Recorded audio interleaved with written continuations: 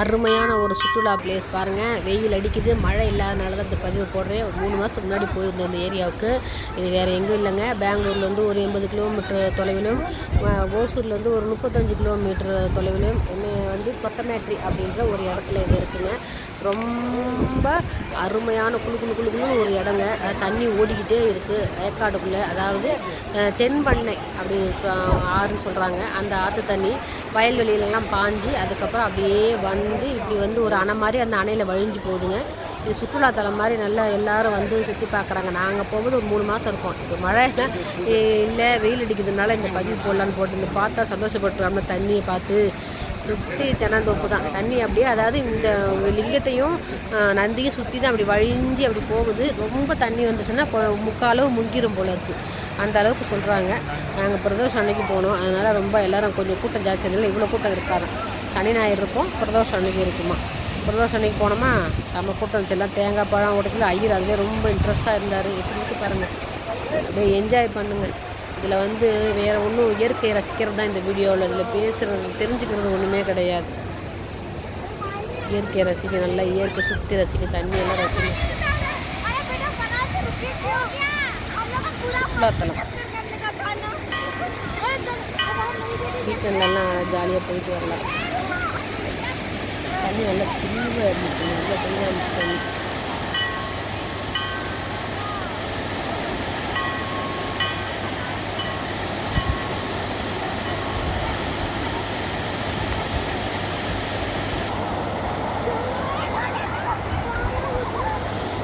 இங்கேருந்து நடந்து அந்த கடைக்கு போயிடலாம். அப்படி நடந்தே போயிடலாம். கொஞ்சம் பாசம் இருக்குது, பார்த்து கையை பிடிச்சிக்கிட்டே போகலாம். இந்த பக்கம்லாம் ஜென்ஸு குளிச்சுட்டு இருந்தாங்க, இந்த பக்கம் கொஞ்சம் லேடிஸ் குளிக்கிறாங்க. இப்போ இந்த ஒரு 2 வருஷத்துக்குள்ளே கட்டின கோயில் தான் சொல்கிறாங்க. இந்த சுற்றுலாத்தலம் இந்த இடத்த கட்டினா நல்லாயிருக்கும் ஐடியா சொல்லிட்டு கட்டினாங்களாம்.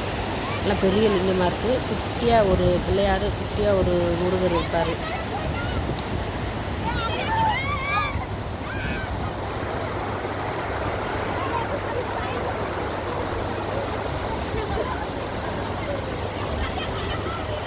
கட்டின தொலைவில் தண்ணி தான் பார்ப்போம். தண்ணி இது அந்த வயக்காடு வழியாக அந்த வழியாக வர்ற வழி. தண்ணி தென்மணி ஆறு இப்படி வர்ற வழி. அது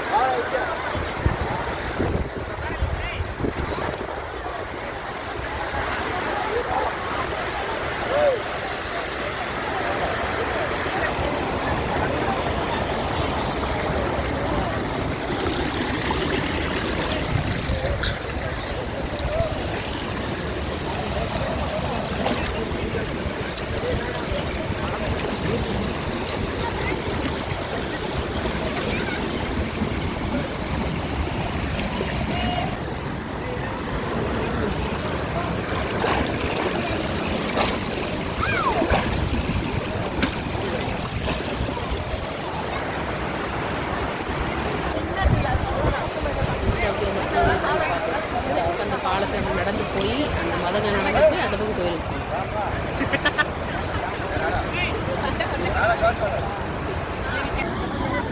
இதுக்கு பின்னாடி அந்த சிவனுக்கு பின்னாடி லிங்கத்துக்கு பின்னாடி ஒரு குட்டி சிவன் அது தியானம் பண்ணுற மாதிரி இருக்குது. சிலருக்கா எல்லோரும் அந்த தண்ணியை எடுத்து தூக்கி அபிஷேகம் பண்ணிக்கிட்டு இருந்தாங்க. அதனால் எல்லோரும் அபிஷேகம் பண்ணிட்டு இருந்தாங்க.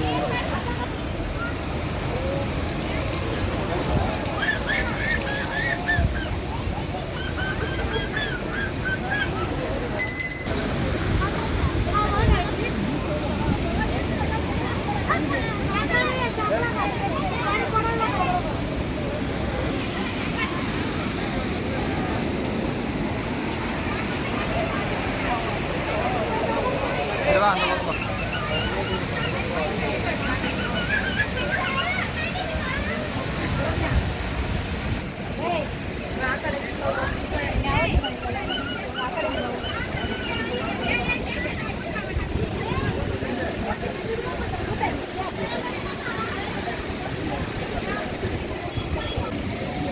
இருக்கிற செடி சூப்பராக இருக்குல்ல.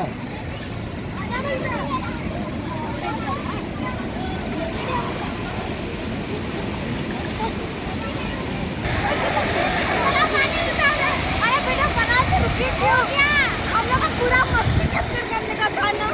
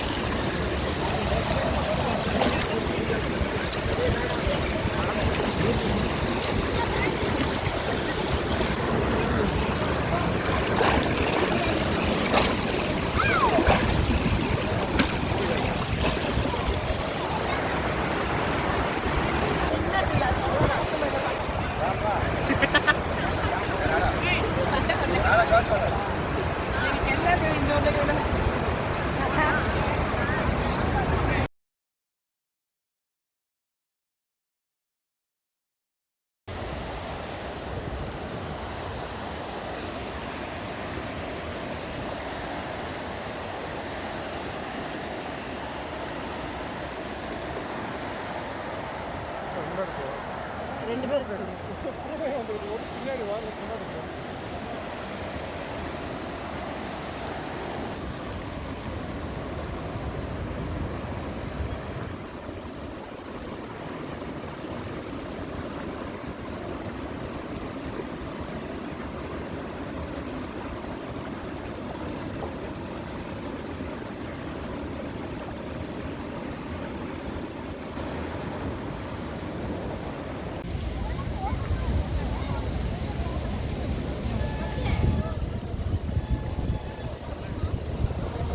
நல்ல வெயில் காலத்தில் அக்னிநேசத்தில் பார்த்து ரசிச்சிங்களா? நல்லா குளு குளுன்னு ஆயிடுச்சா? அப்படியே ஒரு லைக் போடுங்க, ஒரு ஷேர் பண்ணுங்கள், அப்படியே சப்ஸ்கிரைப் பண்ணுங்கள்.